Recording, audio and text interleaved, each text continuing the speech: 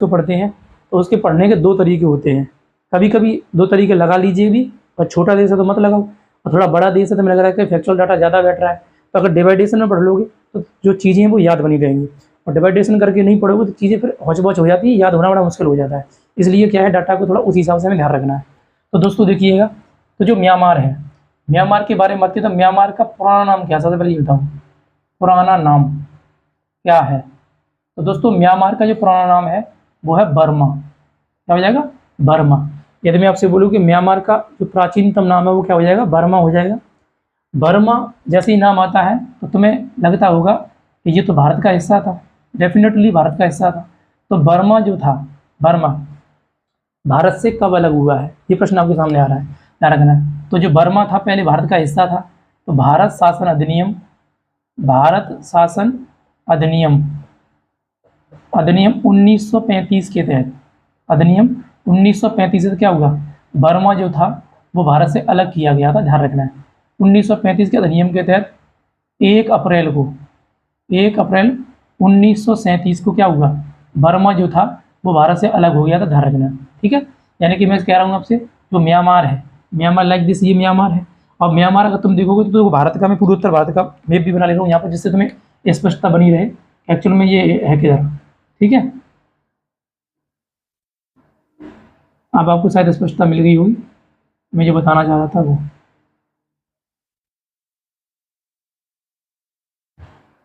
ठीक है, अब देखो, अब शायद तुम्हें लाइक गुड फीलिंग हो रही होगी, हम सर बर्मा अब ठीक लग रहा है हमको, यही बर्मा है। ठीक है, थोड़ा सा यदि हम देखेंगे तो यही बर्मा हो जाएगा, क्या हो जाएगा, ये बर्मा हो जाएगा, ध्यान रखना। ठीक, देखो ये पूर्वोत्तर भारत हो जाएगा, तो ये, तो इसका मतलब ये हुआ कि पूर्वोत्तर भारत से यह पहले सीमा लगाता था, अभी भी सीमा लगाता है, मैं ये नहीं कह रहा हूँ, लेकिन क्या है कि म्यांमार जो है इसका पुराना नाम बर्मा है। बर्मा क्या है, जो पूर्वोत्तर भारत है उससे भी सीमा लगा रहा है। बर्मा को भारत से अलग कब किया गया था, तो भारत शासन अधिनियम 1935 के तहत क्या हुआ है, बर्मा जो है भारत से अलग हुआ है। अब 1935 में अधिनियम पारित किया गया था, लेकिन अलग कब हो गया था दोस्तों ये, तो 1 अप्रैल 1937 को, 1937 में क्या हुआ है, ये अलग हुआ है भारत से। ठीक है, ये हो जाएगा अधिनियम कौन सा, 1935 वाला हो जाएगा। अब दोस्तों आगे बढ़ते हैं, तो जो बर्मा है यानी कि म्यांमार है, म्यांमार के बारे में यदि आप देखोगे तो म्यांमार जो है यह वर्तमान में किन ग्रुप में आता है और एशिया में किस तरफ पड़ेगा, ये चीज़ देख लेना आपको। ठीक है, ध्यान रखना। तो एक तो ग्रुप मैंने बता दिया कि भारत का पड़ोसी देश है, पहली कंडीशन। दूसरा क्या है, यह दक्षिणी पूर्वी एशिया का हिस्सा है, दक्षिणी पूर्वी एशिया। अगर तुमसे पूछे कि दक्षिणी पूर्वी एशिया में सबसे पहला जो भारत का पड़ोसी देश है या भारत के साथ सीमा लगाता है वो कौन सा हो जाएगा, तो वो हो जाएगा म्यांमार। तो दक्षिणी पूर्वी एशिया में आ जाएगा, ये आपको ध्यान रखना है। तो एशिया के साथ दक्षिण पूर्वी में आएगा, यानी दक्षिण पूर्वी एशिया में एक ग्रुप है आसियान। तो ये आसियान कंट्री का, आसियान कंट्री के अंतर्गत आता है। आसियान कंट्री जो है वो कितनी है, लगभग 11 कंट्री हो गई वर्तमान अभी तक, वैसे 10 कंट्री हैं। तो उन 10 कंट्रियों में क्या ये पड़ जाता है, वो 10 कंट्रियाँ कौन कौन सी हैं दोस्तों, तो म्यांमार है, थाईलैंड है, लाओस है, कंबोडिया है, वियतनाम है, सिंगापुर है, मलेशिया है, इंडोनेशिया है, ब्रुनेई है और फिलीपींस है। और एक देश और तिमोर लेस्टे भी इसमें क्या है, अभी हाल ही में क्या है उनकी चर्चा हो रही है कि वो भी शामिल होने वाला है इसमें। अभी शामिल नहीं हुआ लेकिन हो सकता है 11वां देश बन जाएगा, तिमोर लेस्टे बन जाएगा वो। तो कुल मिला के ये हुआ कि 10 देश हैं। उन आसियान 10 देशों में जो म्यांमार है वो क्या है, इसमें शामिल है, ध्यान रखना है, आसियान में। यानी कि दक्षिण पूर्वी एशिया में शामिल देश कौन सा है, म्यांमार है, और ये भारत का पड़ोसी देश है। म्यांमार का पूर्व नाम क्या था, बर्मा था। बर्मा जो था वो भारत शासन अधिनियम 1935 तक भारत से अलग किया गया, यानी कि पृथक किया गया, इसको ये ध्यान रखना है। हालांकि मैं आपसे ये बोलूँ कि जो मतलब म्यांमार है, इस म्यांमार की जो स्वतंत्रता मिली है वो स्वतंत्रता कब मिली है इसको, तो म्यांमार को दोस्तों स्वतंत्रता मिली है, आपको ध्यान रखना 1948 में। म्यांमार को जो स्वतंत्रता मिली है वो कब मिली थी, तो आपको ध्यान रखना है ये मिली है 4 जनवरी 1948 को, यानी कि ये स्वतंत्र हुआ था ब्रिटेन से। ये स्वतंत्र हुआ है ब्रिटेन से। देखो ब्रिटेन ने म्यांमार भारत से अलग किया था 1935 में, लेकिन इसे छोड़ा नहीं था, इसे अपना औपनिवेश बना के रखा था, लेकिन इसे आज़ाद कब किया है, तो 1948 में। मतलब मैं ये कह सकता हूँ भारत इंडिपेंडेंट हुआ था 15 अगस्त 1947 को। तो उसके लगभग 1 साल बाद क्या हो रहा है, मतलब कुछ समय बाद, 6 महीने बाद क्या हो जा रहा है, तो ये हो रहा है कौन, ब्रिटेन से ये आज़ाद हो रहा है म्यांमार, यानी कि स्वतंत्रता मिल रही है 4 जनवरी 1948 को। ये आपको ध्यान रखना है इसके अंतर्गत। दोस्तों इसके अलावा यदि हम देखें म्यांमार के बारे में, तो म्यांमार में और विशेष क्या हो सकता है, तो आप वो कर लीजिएगा। इसके अलावा यदि हम बात करें तो म्यांमार में अगर मैं आपसे ये बोलूँ कि वर्तमान में जो प्रांतों की संख्या कितनी है, तो म्यांमार में वर्तमान में दोस्तों प्रांत जो है, प्रांतों की संख्या कितनी हो जाएगी, 14 है। कितने प्रांत है इसमें, 14 प्रांत हैं। स्टेट कितने हो जाएंगे, 14 हो जाएंगे। ठीक है, अब ये 14 स्टेट क्या है म्यांमार के अंतर्गत, हम ये देख सकते हैं। ठीक, ये हो जाएगा। अब देखो, क्योंकि हम जब भी कोई देश पढ़ते हैं तो उस देश को अब क्या करते हैं कि भौतिक रूप से और राजनीतिक रूप से क्या है, हम इसको अध्ययन करने की कोशिश करते हैं। तो देखो समझो यहाँ पर थोड़ा सा, यानी कि म्यांमार के बारे में इसका जो इंट्रोडक्शन था वो बता दिया आपको। ठीक है, ये हो जाएगा। आप चाहो तो म्यांमार के बारे में अभी एक दो चीज़ और बिंदु कर लो, उसके बाद मैं भौतिक स्वरूप राजनीतिक स्वरूप पढ़ाता हूँ। एक बिंदु और क्या नोट कर सकते हो, जो म्यांमार है, म्यांमार का निक नेम है, पूछता है निक नेम क्या है। जैसे जिस तरह से भूटान को लैंड ऑफ थंडरबोल्ट कहते हैं या लैंड ऑफ थंडर ड्रैगन कहते हैं, उसी तरह से ये म्यांमार है, इसको हम किस नाम से जानते हैं दोस्तों, तो ध्यान रखना, इसे बोलते हैं सोडिंग पैगोडा का देश। गोल्डन पैगोडा का देश किसे कहते हैं, तो ध्यान रखना है वो किसे कहते हैं, तो म्यांमार को ही कहते हैं। तो यहाँ भी मेंशन कर लेना, सोडिंग पैगोडा का देश। सोडिंग पैगोडा का देश किसे कहते हैं, तब वो हो जाएगा कौन, तो म्यांमार ही क्या है, सोडिंग पैगोडा का देश हो जाएगा।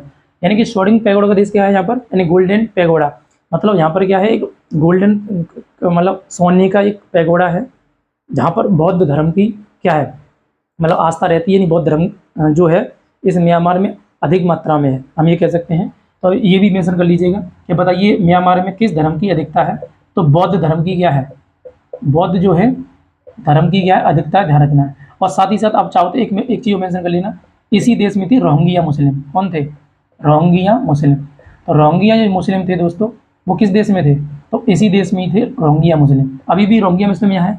रोहिंग्या मुस्लिम की जो आबादी है दोस्तों, वो म्यांमार में लगभग, ये भारत और ये देखो, अगर तुम देखोगे थोड़ा सा यहाँ पर, तो ये देखो बांग्लादेश की सीमा है यहाँ तक, देखो यानी कि म्यांमार जो है, म्यांमार से है ना, ये आपको ध्यान रखना है, थोड़ा सा ध्यान से समझो। देखो ये हमारा मिजोरम हो गया, लेकिन अब ये देखोगे तो ये जो एरिया है, यानी कि म्यांमार से बांग्लादेश भी क्या करता है, सीमा लगाता है। तो म्यांमार के इस वाले मतलब जो एरिया है, इसी में रोहिंग्या मुस्लिम रहते थे सबसे ज़्यादा, रोहिंग्या मुस्लिम। तो अब मैं आपको अफ़गानिस्तान जब पढ़ाया था तो वहाँ चर्चा किए थे कि अफ़गानिस्तान जो था दोस्तों, उसके अंतर्गत देखा जाए तो एक बामियान प्रांत था। उस बामियान प्रांत में 2004 में क्या किया था, तालिबान आतंकवादियों के द्वारा जो महात्मा बुद्ध की सबसे ऊंची दुनिया की प्रतिमा थी, उसे बम से विस्फोट गिरा दिया था। जिससे क्या हुआ था, जो म्यांमार के लोग थे, जो म्यांमार में क्या है, बौद्ध धर्म की अधिकता है, उनकी भावनाएं जो थी वो आहत हुई थी। क्योंकि अब मुस्लिम लोगों ने उसे गिराया था, तो उसका परिणाम जो देखने को मिला था, वो कहाँ मिला था देखने को, वो मिला था म्यांमार में।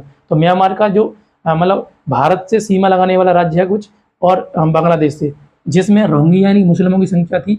तो यहाँ पर क्या हुआ, तो जो बौद्ध धर्म के लोग थे, उन लोगों ने क्या कर दिया, इनको मारना पीटना स्टार्ट किया। तो ये लोग क्या करने लग गए, यहाँ से प्लान करने लग गए, यानी भारत की तरफ आने लग गए, और ये बांग्लादेश की तरफ आने लग गए।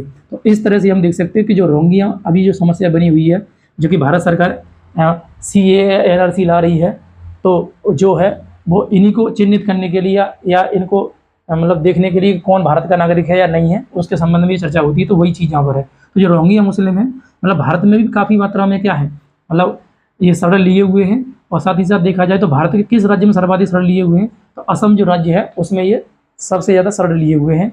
तो उसका रीजन जो था ना, वो यही था जो मैं लिंक करवा रहा था, आपको ध्यान रखना। तो हम यहाँ देख सकते हैं कि म्यांमार जो है, इसमें बौद्ध धर्म की अधिकता है, और रोहिंग्या मुस्लिम जो थे वो इसी देश में सबसे ज़्यादा थे, ध्यान रखना है। और इसे सोडिंग पैगोडा का देश कहते हैं। सोडिंग पैगोडा किससे संबंधित है, तो बौद्ध धर्म से संबंधित है, ध्यान रखना है। यानी अगर आपसे बोला जाए कि जो पैगोडा है, इन पैगोडा का संबंध किससे होता है, तो बौद्ध धर्म से। यानी बौद्ध धर्म जो है उसी की शिक्षा दीक्षा जो होती है, या उनके जो भिक्षु होते हैं, वो क्या करते हैं, इसका रखरखाव और जो भी अनुयायी होते हैं वो सब इसमें अपना है ना पूजा याचना जो भी चीज़ें वो करते रहते हैं सोडिंग पैगोडा के अंतर्गत। ठीक है, तो सोडिंग पैगोडा का देश जो है वो किसे कह देंगे, वो म्यांमार को कह देंगे, ये हमारा हो जाएगा। ठीक है, तो इतना आप आई होप स्पष्ट हुआ होगा, ये हो जाएगा। अब हम लोग बात करते हैं दोस्तों म्यांमार के बारे में। तो म्यांमार हमारे सामने ये दिख रहा है, भारत का पड़ोसी देश है। अब इसको दो रूप से आप अध्ययन कीजिएगा, मैंने आपसे बोला था ना, दो रूप से। यानी एक तो आपको देखना है इसका एक रूप, भौतिक स्वरूप देखो पहले इसका, भौतिक स्वरूप, यानी कि म्यांमार का भौतिक स्वरूप क्या है ये देख लीजिएगा। इसके अलावा राजनीतिक स्वरूप देख लो, राजनीतिक स्वरूप, राजनीतिक स्वरूप। ठीक है, ये दो आप शब्दावली प्रयोग कीजिएगा, उसके हिसाब से फिर म्यांमार का अध्ययन कीजिएगा। तो पहले में भौतिक स्वरूप के बारे में थोड़ा चर्चा कर लेते हैं। अगर तुम देखोगे दोस्तों भौतिक स्वरूप में, तो भौतिक स्वरूप का मतलब क्या होता है, प्रकृति ने इसे क्या दिया है उसके संबंध में यदि तुम अध्ययन करोगे तो वो क्या है, भौतिक स्वरूप है। मानव ने अपने हिसाब से क्या बना लिया है उसके हिसाब से यदि अध्ययन करोगे तो वो क्या कहलाएगा, वो कहलाएगा राजनीतिक स्वरूप। तो दोनों को हम स्पष्टता के साथ थोड़ा ध्यान से देखते हैं। तो भौतिक स्वरूप में दोस्तों देखा जाए तो पहाड़ है, नदियाँ हैं, पठार हैं, इन सबको अध्ययन करने वाले हैं। तो वही चीज़ हमें देखना है कि यदि देखा जाए ये भारत का पड़ोसी देश है, तो भारत के पड़ोस में यदि हम देखें तो इसकी जो सीमा है वो किन किन पर्वतों से लगती है। वैसे ओवरऑल तुम देखोगे तो अराकान योमा पर्वत श्रेणी जो है वो भारत और बांग्लादेश को अलग करती है या इनकी बाउंड्री को लगाती है, ये हम समझ सकते हैं इस आधार पर। लेकिन दोस्तों पर्टिकुलर चूंकि हम म्यांमार को पढ़ रहे हैं तो कौन कौन सी पर्वत श्रेणियाँ हैं जो लगाती हैं उन सबको हमें लिखना पड़ेगा। तो आपको ध्यान रखना है, जो एक पर्वत श्रेणी देखो ये वाली हो जाएगी, इसका नाम पटकोई बूम है ना। मैं यहाँ लिख दे रहा हूँ भारत और म्यांमार, भारत और म्यांमार की सीमा, भारत और म्यांमार की सीमा जो है वो किन किन पर्वतों से अलग होती है। तो सबसे पहला पर्वत मैंने वहाँ ड्रॉ कर दिया है, इसका नाम पटकाई बूम, पटकाई बूम।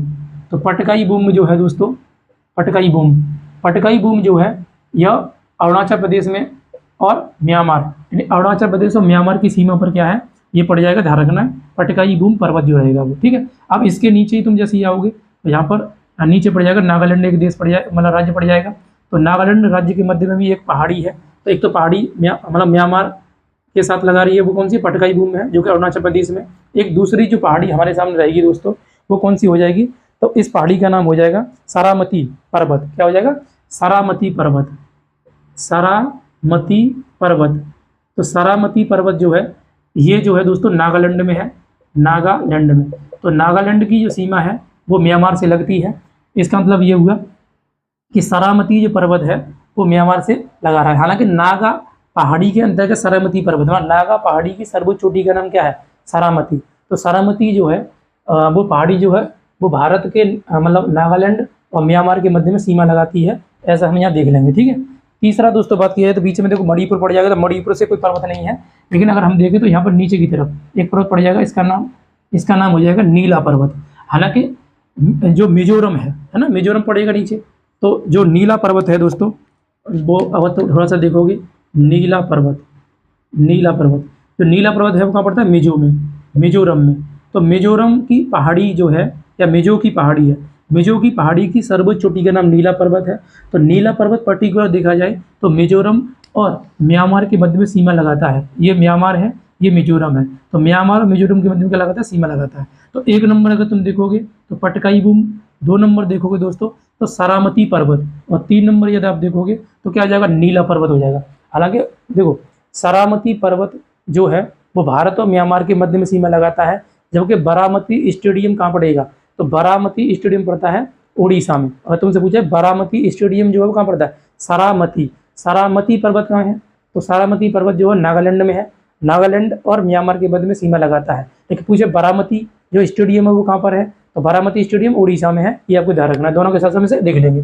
तो पटकाई बूम और सारामती पर्वत और नीला पर्वत, ये दोनों क्या करेंगे, ये तीनों श्रेणियाँ मतलब क्या लगा रहे हैं, इनसे सीमा लगा रहे हैं। अब दोस्तों नीचे की तरफ जैसे ही आप आओगे तो नीचे की तरफ यहाँ पर एक पहाड़ी है, इसका नाम क्या है, इसका नाम, इस पहाड़ी का नाम 4 नंबर में दे रहा हूँ, इसका नाम दोस्तों हो जाएगा, आपको ध्यान रखना है, अराकान योमा पर्वत, अराकान योमा पर्वत। तो अराकान योमा पर्वत जो है दोस्तों वो कहाँ हो जाएगा, तो अराकान योमा पर्वत जो है वो मतलब इस बांग्लादेश और कुछ भारत की सीमा से भी सीमा लगाता है, और नीचे की तरफ यानी बंगाली खाड़ी की तरफ देखा जाए तो यहाँ पर एक पर्वत श्रेणी है, इसका नाम अराकान योमा पर्वत है। हालांकि हम पर्टिकुलर ये मान लेते हैं, जैसे बेसिकली अगर देखा जाए कि पूरी सीमा, यदि मैं आपसे बोलूँ पूरी सीमा जैसे यहाँ से यहाँ तक पूरा मान लिया जाए तो हम इसे अराकान योमा का हिस्सा मानते हैं।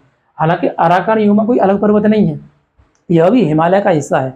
मैं आपसे बोलूँ हिमालय को पाकिस्तान और अफगानिस्तान में क्या बोलते हैं, हिंदुकुश पर्वत। इसी हिमालय को यदि आप देखोगे नीचे तरफ जैसे आएंगे तो इसे बोला जाएगा हिमालय, नेपाल, भारत और भूटान में। लेकिन अगर यही हिमालय जो है दोस्तों अगर थोड़ा सा देखोगे तो ये पूरा ऐसे घूमते हुए ऐसे नीचे की तरफ आ रहा है, ऐसे घूमते हुए, तो इसी का नाम क्या है, अराकान योमा पर्वत है। म्यांमार के लोग इसी हिमालय का नाम क्या दिया हुआ है, अराकान योमा। तो अराकान योमा जो पर्वत है वो भारत और म्यांमार के मध्य में सीमा रेखा का निर्धारण करता है, ये आपको ध्यान रखना है। लेकिन पर्टिकुलर और अगर तुम्हें मतलब देखना है कि सर मतलब पर्टिकुलर कौन कौन सी पहाड़ियाँ हो सकती हैं, तो पटकाई बूम पहाड़ी है, सारामती पहाड़ी है, नीला पर्वत है और अराकान युमा पर्वत है। अराकान युमा हालांकि नीचे की तरफ पड़ता है, तो ये आपको ध्यान रखना, भूलना नहीं है, ठीक है। तो इस तरह से हम क्या कर लेंगे, भारत के साथ सीमा लगाने के हिसाब से यदि अपन देखेंगे तो ये 4 जो पर्वत श्रेणियां हैं वो क्या हो जाएंगी, इसके अंतर्गत आ जाएंगी। अब मेरा प्रश्न ये है कि भारत के साथ यदि सीमा लगाता है ना, ये आपको दे दिया, तो कितना किलोमीटर की सीमा लगती है, बताओ कितना किलोमीटर की सीमा लगाता है म्यांमार भारत से। तो ये मेंशन कर लीजिएगा, ये हो जाएगी 1643 किलोमीटर की। कितनी लगाता है, 1643 किलोमीटर की सीमा लगाता है म्यांमार जो है भारत से, ठीक है। 1643 किलोमीटर की सीमा जो है कौन लगाएगा, म्यांमार लगाता है भारत से। तो मैं आपसे ये बोलूँ कि भारत के साथ में कौन सा पड़ोसी देश है जो सर्वाधिक सीमा लगाता है, तो वो है बांग्लादेश। बांग्लादेश जो है वो 4096 किलोमीटर की सीमा लगाता है, 4096.7 किलोमीटर की सीमा लगाता है, ध्यान रखना। जबकि सबसे कम जो सीमा लगाता है वो अफगानिस्तान लगाता है 106 किलोमीटर की, मतलब अप्रत्यक्ष रूप से, जो कि ये पाकिस्तान में अभी क्या पीओके वाला एरिया है उसमें लगाता है, इस हिसाब से हो जाएगा। तो उसी हिसाब से हम यहाँ देख रहे हैं सब देशों की हम सीमा लगातार लिखते चले जा रहे हैं, करते चले जा रहे हैं। तो 1643 किलोमीटर की सीमा भारत के साथ लगती है म्यांमार की। ये 1643 किलोमीटर की जो सीमा है दोस्तों, तो अब राजनीतिक दृष्टि से क्या देखेंगे, जो राज्य है उनके हिसाब से देख लेंगे। तो कितने राज्यों के साथ लगती है, तो 4 राज्यों के साथ लगती है। राजनीतिक दृष्टि से आप यह मेजर कर सकते हो कौन कौन सी हो जाएगी। तो दोस्तों देख सकते हैं, यानी ऊपर से देखेंगे तो अरुणाचल प्रदेश की सीमा, अरुणाचल प्रदेश से सीमा लगाता है, ये अरुणाचल प्रदेश से सीमा लगाता है, ठीक है। इसके अलावा यदि बात किया नीचे क्या, नागालैंड, तो नागालैंड से सीमा लगाता है, ठीक है। पर्वतों से भी आप रिलेट कर सकते हो, वैसे अलग चाहते अलग भी लिख लो, ये हो जाएगा। इसके अलावा यदि बात किया जाए तो नीचे हम आएंगे तो मणिपुर, अब दो मणिपुर इधर नहीं आया कहीं पर भी, ठीक है। तो मणिपुर से सीमा लगाता है। और अगर देखें तो 4 नंबर मिजोरम, तो मिजोरम से भी क्या करता है, सीमा लगाता है। तो हम देख सकते हैं कि जो म्यांमार है, म्यांमार भारत के 4 राज्यों से सीमा लगाता है। हालांकि भारत और म्यांमार की सीमा रेखा अराकान युमा होती है। अब अराकान युमा अगर देखा जाए पर्टिकुलर पूछेगा तो पटकोई बूम, सारामती जो पर्वत है, इसके अलावा नीला पर्वत और अराकान युमा पर्वत ये सीमा लगाते हैं। तो ये हमारा भौतिक स्वरूप रहा, इसके अंतर्गत ये आपको ध्यान रखना। इसके अलावा दोस्तों बात किया जाए तो आपको ध्यान रखना, भौतिक स्वरूप में देखो तो यहाँ से लेकर के यहाँ तक जो नीचे तक ये पूरा क्या है, इधर बंगाली खाड़ी है, तो बंगाली खाड़ी से भी क्या है, इसकी मतलब काफ़ी अधिक सीमा लगती है, ध्यान रखना। यानी भौतिक स्वरूप में यदि हम देख रहे हैं तो अगर तुम देखोगे तो म्यांमार जो है दक्षिण की ओर है ना, दक्षिण की ओर किस सीमा, मतलब किस इसका तट है, और उस तट का नाम दोस्तों क्या हो जाएगा, बंगाल की खाड़ी। तो बंगाल की खाड़ी से भी क्या कर रहा है, बंगाल की खाड़ी, तो बंगाल की खाड़ी जो है वो इसके दक्षिण में पड़ जाएगी, ध्यान रखना। इसी बंगाली खाड़ी में तुम थोड़ा सा नीचे आओगे तो एक द्वीप है कोको द्वीप, एक क्या है, एक द्वीप है दोस्तों कोको द्वीप, ठीक है। क्या है, कोको द्वीप है बंगाली खाड़ी में, यानी कि नीचे बंगाल की खाड़ी से तट इसका बनना है। यानी कि जो ये क्या कहते हैं अराकान युमा जो पर्वत श्रेणी है, तो ये नीचे आएगा। तो इसके अलावा ये नीचे की तरफ ये दिख रहा है नीचे को भाग, ये कंप्लीट क्या है, ये कंप्लीट बंगाली खाड़ी है। इस बंगाली खाड़ी में दोस्तों अगर तुम देखोगे तो ये कोको द्वीप है। अब इसी कोको द्वीप के तुम नीचे देखोगे तो ये हमारा अंडमान निकोबार पड़ेगा। ध्यान से देखिएगा, थोड़ा सा मैप अगर तुम एज्यूम कर पाओ तो अंडमान निकोबार है।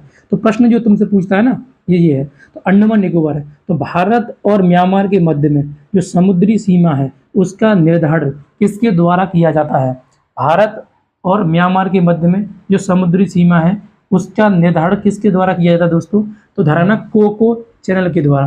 यानी यहाँ पे एक चैनल है कोको चैनल, तो मैं मेंशन कर दे रहा हूँ कोको चैनल। कोको चैनल किन 2 देशों के मध्य में है, तो हम देशों पूछेगा तो भारत और म्यांमार के मध्य में। एक पर्टिकुलर अगर तुमसे पूछे उसके हिसाब से ये सर, तो अंडमान निकोबार और कोको द्वीप के मध्य में। अब ये कोको द्वीप जो है वो किसका है, कोको द्वीप तो म्यांमार का है। हालांकि ये पूर्व में भारत का था। अगर मैं आपसे बोलूं कि 1935 में जब म्यांमार अलग हुआ था भारत से, तब कोको द्वीप हमारा था। 1947 में जब भारत आज़ाद हुआ तब भी कोको द्वीप हमारा था। लेकिन जैसे ही जवाहरलाल नेहरू स्वतंत्र भारत के प्रधानमंत्री बने तो उसके बाद में इन्होंने क्या किया, इस कोको द्वीप को गिफ्ट में दे दिया था म्यांमार को। अगर तुमसे मैं कहूँ कि गिफ्ट दिया था, गिफ्ट किसने दे दिया था, तो जवाहरलाल नेहरू। किसने दे दिया था, हमारे भारत के प्रथम प्रधानमंत्री जवाहरलाल नेहरू ने म्यांमार को कोको द्वीप गिफ्ट में दे दिया था, ठीक है, ध्यान रखना। तो कोको द्वीप एक्चुअल में भारत का था पहले, लेकिन अभी वर्तमान में अगर किसका है, ये इसका है। तो अगर तुमसे पूछा जाए समुद्री रेखा के हिसाब से म्यांमार की यदि हम देखेंगे तो म्यांमार बंगाल की खाड़ी से सीमा लगाता है। अगर मैं आपसे बोलूँ भारत और म्यांमार के मध्य में कौन सा चैनल है, तो कोको चैनल है। कोको चैनल कोको द्वीप और भारत के अंडमान निकोबार द्वीप समूह के मध्य में है। ये दोनों को अलग करता है, इस हिसाब से ध्यान रखना। अब देखो इन्होंने क्या किया, म्यांमार वालों ने, इस म्यांमार वालों ने क्या किया, इस कोको द्वीप को किसे दे दिया है, चाइना को दे दिया है। किसे दे दिया, चीन को दे दिया है। और चीन जो है वो क्या कर रहा है, इसे विकसित कर रहा है। क्या कर रहा है, विकसित कर रहा है, ध्यान रखना है। क्या कर रहा है, विकसित कर रहा है, ध्यान रखिएगा। तो ये कोको जो द्वीप है वो किसे दे दिया गया, चीन को दे दिया गया। तो फिलहाल आप इतना ध्यान कीजिए। अब तुमको पता होना चाहिए ये हमारा तट है भारत का पूरा, अगर तुम देखोगे यहाँ, और यहाँ पर ही हमारा क्या है, व्हीलर द्वीप है और कलाम द्वीप है। सुना नहीं सुना, व्हीलर या कलाम द्वीप या पारा द्वीप, ये सब कहाँ पड़ते हैं, यहाँ पड़ते हैं। और तुमको पता होना चाहिए हम जब कभी भी कोई भी मिसाइल परीक्षण करते हैं, मिसाइल का परीक्षण करते हैं दोस्तों, वो कहाँ से करते हैं, व्हीलर द्वीप या कलाम द्वीप से करते हैं। अब जो ये चाइना है इसे विकसित कर रहा है, इसको विकसित करने का क्या रीजन है, ये अपनी यहाँ मशीनरी लगाएगा, रडार वगैरह, तो ये चेक करेगा कि भारत जो है यहाँ पर किस चीज़ का परीक्षण कर रहा है। अब ये यहाँ से बहुत ज़्यादा डिस्टेंस तो है नहीं, इसलिए यहाँ से निगरानी यहाँ रख सकता है। इसलिए चाइना जो है वो भारत को घेरना चाहता है। उसके लिए क्या किया है इन्होंने, एंड कोको द्वीप को भी क्या कर लिया है, इससे ले लिया लीज पर, उसे विकसित करने की कोशिश कर रहा है। तो वो चीज़ रही है। हालांकि भारत सरकार चाहे तो इसे छीन सकती है, अभी यहाँ पर सैन्य शासन है, ध्यान रखना है। थोड़ा सा भारत अपनी जो भी डिप्लोमेसी है अगर उसमें सुधार करके थोड़ा सा देखा जाए तो इससे हम वापस भी ले सकते हैं। जो गिफ्ट दिया हुआ चीज़ है, अगर तुम गिफ्ट किसी और को दोगे जो कि हमारे लिए वो क्या हो सकता है, घातक हो सकता है, तो हम क्या कर सकते हैं, इसे वापस ले सकते हैं। अगर भारत सरकार चाहे तो इसे वापस ले भी सकती है, लेकिन अभी फिलहाल तो क्या है, ऐसी कुछ मंशा है नहीं है। ठीक है, तो कोको द्वीप पहले भारत का था, जवाहरलाल नेहरू ने क्या कर दिया है, इसे गिफ्ट में दे दिया था, किसको, म्यांमार को। ठीक है, तो इतनी कहानी किसकी रही है। इसके अलावा दोस्तों बात के भौतिक स्वरूप के हिसाब से और क्या देखोगे इसमें, तो तुम देखोगे तो देखो ये जो म्यांमार है, तो म्यांमार के यहाँ उत्तर में और म्यांमार के इधर तुम देखो थोड़ा सा ये जो निकला हुआ भाग है ये, तो म्यांमार के उत्तर में इसकी सबसे ऊंची चोटी है। म्यांमार के उत्तर में क्या है, इसकी सबसे ऊंची चोटी है, और इस चोटी का नाम दोस्तों क्या हो जाएगा, तो ध्यान ना, हकाकाबो। क्या नाम है, हकाकाबो। तो यहीं कर लीजिएगा, हकाकाबो, हकाकाबो, हकाकाबो यानी माउंट हकाकाबो जो है वो किसकी सर्वोच्च चोटी है दोस्तों, तो ये म्यांमार की सर्वोच्च चोटी है, हकाकाबू। ठीक है, ध्यान रखना है। और हकाकाबू कहाँ पड़ती है, उत्तर में, यानी चाइना और देखा जाए तो भारत और ये है ना यहीं पर, तो ये हकाकाबू पड़ जाएगी, हकाकाबू। यहाँ एच लिख दे रहा हूँ, हकाकाबू। ठीक है, तो हकाकाबू क्या है, म्यांमार की सर्वोच्च चोटी हो जाएगी। ठीक है, ध्यान लगभग 5800 मीटर की ये ऊंचाई है, लगभग रखती है। इसके अलावा यदि बात करोगे तो ये वाला जो एरिया है म्यांमार का, यानी पूर्वी एरिया, यानी उत्तरी एरिया में तो इसकी सर्वोच्च चोटी है, और ये पूरा का पूरा पर्वत श्रेणी है यहाँ पर, यानी भारत और ये पूरा भारत के जो भारत के साथ साथ जो है ना इसकी क्या हो जाएगी, पर्वत श्रेणी है। जबकि इस तरफ क्या हो गया, ऊपर चाइना की तरफ भी क्या है, लगभग ये ऊंचा पर्वत है, और हकाकाबू इसे बोलते हैं, और इसकी सर्वोच्च चोटी का नाम भी क्या है, हकाकाबू ही रह जाएगा। ठीक है, लेकिन इसके पूरब की तरफ यदि हम जाएंगे दोस्तों, पूरब की तरफ, तो यहाँ पर ये जो एरिया है, तो ये भी एक ऊंचा एरिया है जिसे बोलते हैं सान का पठार। तो आप कर लीजिएगा यहीं पर ही कहीं है, इसे हम क्या बोलेंगे, सान का पठार कह देंगे। ठीक है, तो आप यही मेंशन करो, ये लिखो सान का पठार, सान का पठार। तो जो दोस्तों सान का पठार है वो कहाँ पर है, तो ये म्यांमार के पूरब में है। कहाँ पर है, म्यांमार के पूरब में, यानी म्यांमार के पूरब में है। और इस तरफ कौन सा देश था बताओ, तो म्यांमार, तो इधर है लाओस। तो ये देखो नीचे थाईलैंड हो जाएगा, नीचे क्या थाईलैंड, तो उससे ऊपर भी क्या है, तो इससे ऊपर क्या हो जाएगा दोस्तों, इससे ऊपर हो जाएगा ना लाओस, थोड़ा सा पड़ जाएगा। तो हम ये कह सकते हैं दोस्तों कि सान का पठार का विस्तार लाओस और म्यांमार दोनों में पड़ जाएगा। तो फिलहाल ध्यान रखिएगा, पूछे जाए पर्टिकुलर 60% या 70% ये सान का पठार कहाँ पड़ता है, ये दोस्तों कहाँ पड़ता है, म्यांमार के पूर्व में पड़ता है। तो इस तरह से हम क्या कर लेंगे, देख लेंगे। अभी तक जो हम चर्चा किए हैं वो चर्चा किसकी बात किया है, भौतिक स्वरूप की, यानी फिजिकली। अगर तुम देखोगे म्यांमार को, प्रकृति ने इसे क्या क्या दिया है, तो प्रकृति ने इसे भारत के समानांतर तुम देखोगे तो बहुत सारे पहाड़ दिए हैं, और ऊपर भी चाइना के साथ में अगर तुम देखोगे हकाकाबू एक माउंट है, माउंट हकाकाबू एक पर्वत है या एक पहाड़ी है, जिसकी सर्वोच्च चोटी का नाम ही क्या है, हकाकाबू ही है। तो ये भी किसका है, तो ये भी म्यांमार का हो जाएगा, हम ये देख सकते हैं यहाँ पर। लेकिन दोस्तों अगर बात की जाए आगे, हम जैसे बढ़ते हैं, तो इसे प्रकृति ने और क्या दिया है, तो इसे बंगाल की खाड़ी के साथ में तट भी इसका दिया गया है। और अगर देखा जाए थोड़ा सा नीचे हम लोग आएंगे, तो कोको द्वीप भारत से गिफ्ट में दे ही रखा है, तो इसकी जो सीमा है, समुद्री सीमा, वो कोको चैनल तक रहती है, ये आपको ध्यान रखना है। अब दोस्तों जो हकाकाबू है, ये हकाकाबू से अगर तुम देखोगे, हकाकाबू से एक नदी निकलती है जो कि इसकी सबसे लंबी नदी है। अगर मैं आपसे बोलूँ कि बताओ म्यांमार की सबसे लंबी नदी का नाम क्या है, तो उसका नाम क्या हो जाएगा, तो इरावती नदी। तो आप कर लीजिए मेंशन कहीं पर भी, नहीं हकाकाबू से ही एक नदी निकलती हुई आती है, और नीचे की तरफ ये यहाँ गिरेगी, मतलब इरावती की खाड़ी में, इधर नीचे की तरफ। तो ये जो नदी है ये म्यांमार की जीवन रेखा है, हम ये कह सकते हैं, ये भी भौतिक स्वरूप के हिसाब से ही देखेंगे। तो इरावती नदी, इरावती नदी, इरावती जो नदी है दोस्तों, इरावती नदी, तो इरावती नदी के बारे में आप कर लीजिएगा। इरावती जो नदी है ये म्यांमार की है ना सबसे लंबी नदी है। और यदि हम बात करें इसके बारे में तो हम ये देख सकते हैं कि जो इसकी लंबाई है वो कितनी है, 1270 किलोमीटर है। कितनी हो जाएगी, 1270 किलोमीटर हो जाएगी। और ये इसकी क्या है, राष्ट्रीय नदी है। क्या है, राष्ट्रीय नदी। तो म्यांमार की राष्ट्रीय नदी कौन सी हो जाएगी, तो ध्यान रखना है वो हो जाएगी इरावती नदी। कौन सी हो जाएगी, इरावती। 1270 किलोमीटर इसकी लंबाई है, यानी कि हकाकाबू से नीचे क्या है, बंगाली खाड़ी में अपना जल गिरा देगी, ये बन जाएगा। और ये सबसे लंबी नदी भी हम इसे बोल सकते हैं, सबसे लंबी नदी। तो म्यांमार की सबसे लंबी नदी। और म्यांमार की जीवन रेखा, म्यांमार की जीवन रेखा कैसे बोलेंगे, तो इसी नदी को बोलते हैं म्यांमार की जीवन रेखा। ये सारे बिंदु जो हैं वो इसी नदी के अकॉर्डिंग हम यहाँ देख सकते हैं। तो अभी तक दोस्तों हमने जो जाना है वो क्या जान लिया, इसका भौतिक स्वरूप को देखा है। क्या देखा है, भौतिक स्वरूप को देखा है, ये आपको ध्यान रखना है। अब हम थोड़ा समझते हैं इसके जो मतलब राजनीतिक है उसको समझते हैं थोड़ा सा, ठीक है। ये हो जाएगा। तो राजनीतिक बारे में मैं इधर ही मेंशन कर दे रहा हूँ। राजनीतिक में क्या हो जाएगा, जैसे भारत के कितने राज्य सीमा लगाते हैं, तो 4 राज्य सीमा लगाते हैं, एक बिंदु ये हो जाएगा बहुत मतलब राजनीतिक में, ठीक है। ये वाला ये करा दिया, जो आपको समझ में आ गया होगा। अब राजनीतिक में देखो दोस्तों, तो इसकी राजधानी के बारे में थोड़ा हम चर्चा करते हैं। म्यांमार की राजधानी, कैपिटल क्या है, राजधानी। तो म्यांमार की राजधानी आपको पता होना चाहिए। सबसे पहले पूरा इतिहास समझना पड़ेगा राजधानी का। मैं आपसे ये बोलूँ कि म्यांमार की सबसे पहली राजधानी कौन सी थी, बताओ। तो म्यांमार की सबसे पहली राजधानी दोस्तों थी मांडले। कौन सी राजधानी थी, मांडले। यानी मैं आपसे बोलूँ इसकी पहली राजधानी कौन सी थी, मांडले थी। ये मांडले वही है, तुमने इतिहास में पढ़ा हुआ, मांडले जेल में भारतीय कोई भी क्रांतिकारी लोग होते थे तो कहा जाता था या तो रंगून भेज दिया जाएगा या मांडले भेज दिया जाएगा, या काला पानी की सजा के लिए आपको अंडमान निकोबार भेज दिया जाएगा। ये तुमने नाम सुने होंगे, है ना। जिसमें अगर मैं आपसे बोलूँ तो हम देख सकते हैं मांडले जेल में क्या हुए थे, बाल गंगाधर तिलक को जो है ना अंग्रेजों ने क्या किया था, इसमें जेल में बंद किया था कुछ समय के लिए, तो वही मांडले जेल है। अब दोस्तों ये मांडले जो है ना, मांडले ये म्यांमार में किधर पड़ेगा, तो मांडले जो है ना दोस्तों ये ऊपर की तरफ पड़ जाएगा यहाँ पर, ठीक है। ये ऊपर दिखा दे रहा हूँ, मेंशन कर दे रहा हूँ। ये क्या है, इसकी प्रथम राजधानी थी, बीच में पड़ जाएगी लगभग, ये मांडले था। क्या था, मांडले। इसके बाद दोस्तों अगर बात करेंगे तो इसकी जो दूसरी राजधानी बनी थी वो बनी थी रंगून। क्या बनी थी, रंगून। रंगून को हम यंगून भी कह सकते हैं, ये एक ही नाम है, रंगून या यंगून, ठीक है। तो रंगून या यंगून जो है दोस्तों वो नीचे पड़ जाएगी यहाँ, इधर रंगून या यंगून, ठीक है। ये हो जाएगा। इस रंगून के बारे में आप लोग जानते हो पहले से।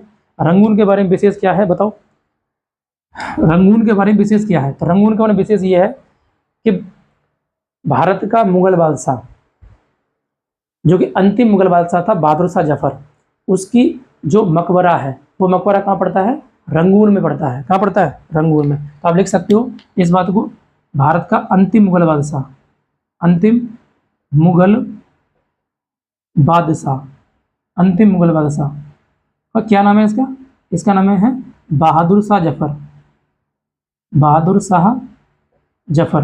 तो बहादुर शाह जफर कह दीजिएगा या बहादुर शाह सेकंड कह दीजिएगा। इसका मकबरा जो है, मकबरा ये कहाँ है दोस्तों, तो आपको ध्यान रखना ये रंगून में ही है। कहाँ पर है, रंगून में ही है, ठीक है। ये आपको ध्यान रखना है। तो ये हो जाएगा। और तुमने सुना भी होगा पहले, मतलब भारत जो था और म्यांमार और भारत एक ही था, तो एक गाना चलता है ना, मेरे पिया गए रंगून वहाँ से किया है टेलीफोन। तो एक्चुअल में जो लिरिक्स गाने के बने हुए हैं वो इसी रंगून को ध्यान में रख के बनाए गए थे। यानी कि भारत के कई लोग क्या करते थे, वो काम के लिए कहाँ जाते थे, वो जाते थे इधर क्या कहते थे, मतलब बर्मा में। तो बर्मा में अंग्रेज लेके जाते थे जो भारत के मजदूर होते थे। हालांकि भारत से कोई भी मजदूर जाता तो वापस नहीं आ पाता था। तो ये सॉन्ग जो था वो उसी लिरिक्स के आधार बना हुआ था कि रंगून इधर पड़ता है, यहाँ से टेलीफोन करके बताते थे वो स्त्रियाँ जो भी रहती थी। हालांकि ऐसा कुछ हो नहीं पाता था, कुछ रेयर कंडीशन में हो पाता था। मान लीजिएगा 100 मजदूर भारत से गए हैं इधर, तो वापस 10 आ रहे 90 ही रह गए, वो मर गए यहीं पर ही, ठीक है। ऐसा शोषण होता था अंग्रेजों के ज़माने में, उस समय ध्यान रखिए ये चीज़ हो जाती है। तो रंगून के बारे में हमारा हो जाएगा। अब दोस्तों इसकी जो वर्तमान राजधानी है, यदि मैं आपसे बोलूँ तो इसकी वर्तमान राजधानी दोस्तों क्या, नेपीदा है। क्या है, नेपीदा। तो नेपीदा दोस्तों है वो बीच में पड़ती है यहाँ पर, नेपीदा। यानी कि सबसे पहले मंडली पड़ेगी, फिर नीचे रंगून पड़ेगी, फिर बीच में क्या पड़ेगी, नेपीदा। तो इसकी जो वर्तमान राजधानी है, तीसरे नंबर हम देखेंगे तो नेपीदा, नेपीदा, ठीक है, नेपीदा। तो नेपीदा जो है इसकी क्या है, वर्तमान राजधानी है। क्या है, वर्तमान। तो वर्तमान में जो बांग्लादेश की राजधानी है वो क्या है, नेपीदा। नेपीदा बीच में पड़ जाएगी, ध्यान रखना ये, ठीक है। ये हो जाएगा, क्लियर है जहाँ तक, ये हो जाएगा। तो हम देख सकते हैं राजधानी के हिसाब से यदि बांग्लादेश को तुम देखोगे तो इसकी प्रथम राजधानी दोस्तों क्या हो जाएगी, इसकी प्रथम राजधानी जो थी वो मांडले थी। मांडले में ही क्या हुआ था, बाल गंगाधर तिलक को क्या हुआ था, बाल गंगाधर तिलक को क्या किया गया था, जेल हो गई थी, ये इसी जेल में बंद हुए थे। और रंगून रंगून में मुगल बादशाह का मकबरा है, जो मतलब भारत का अंतिम मुगल बादशाह माना जाता है बहादुर शाह जफर, जिसे बहादुर शाह द्वितीय भी कहते हैं। इन्होंने 1857 की क्रांति में भाग लिया था और उसी क्रांति में क्या ये गिल्टी पाए गए थे। उसके बाद अंग्रेजों ने क्या कर दिया था, इनके शासन पर अधिकार कर लिया था और उनके बाद इन्हें कहाँ भेज दिया गया था, रंगून में। और 1962 में इनकी मृत्यु हो गई थी और वहीं पर ही क्या हो गया, इनका मकबरा बन गया है। तो अंतिम मुगल बादशाह जो बहादुर शाह जफर थे, उनका मकबरा कहाँ पर है, तो वो हो जाएगा रंगून में या यंगून में हो जाएगा। ये आपको ध्यान रखना है, ठीक है। तो ये आई होप इतना स्पष्ट हुआ होगा, आपको कोई दिक्कत नहीं होनी चाहिए।